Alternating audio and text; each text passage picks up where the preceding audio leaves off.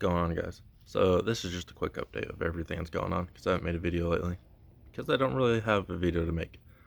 But as you can see, we got the transmission out and I got a box. So actually tomorrow morning, let's see what's all in here. Got a transmission rebuild kit, got a filter, and a bunch of other stuff because I don't know anything about automatics or 6L80s. We got a bunch of hard parts, clutch and stuff. We got some gaskets and some other things. And yeah, some more stuff that I really don't know what it is. It says on there. Whatever. Yeah. So we're actually going to take the transmission, throw it up in the truck, and we're going to Georgia tomorrow to get this built. Or rebuilt, I should say. Tomorrow. It's 5:40 in the morning, and we're heading to Georgia to go get this transmission rebuilt.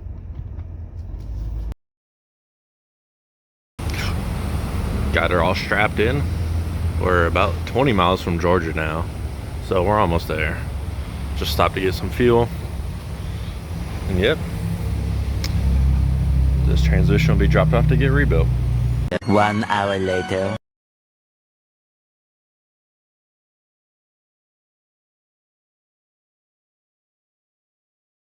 So we're shipping this back to Circle D. It's the 245 millimeter one. They're gonna redo it. I've already talked to Brady there about what we're gonna redo it to, potentially. The transmission's in Georgia, being rebuilt right now. We're just waiting for a new pump for the transmission, and the car will go back together. I took one of the spare transmissions down to Georgia. I took it to Getaway Cars, and Stanley there, he's rebuilding it for me.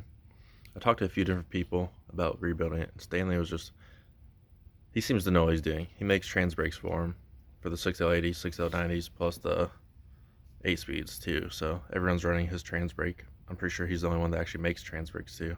But after talking to him, he seems pretty good, pretty smart. He's upfront and honest. He's not out here just to screw people over and make money.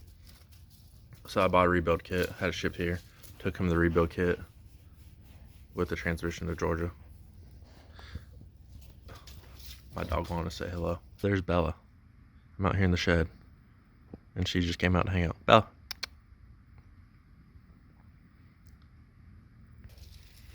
But yeah, so the transmission's at his shop right now. All we're waiting for is the pump that I ordered from GM to get to his shop, and they'll go back together.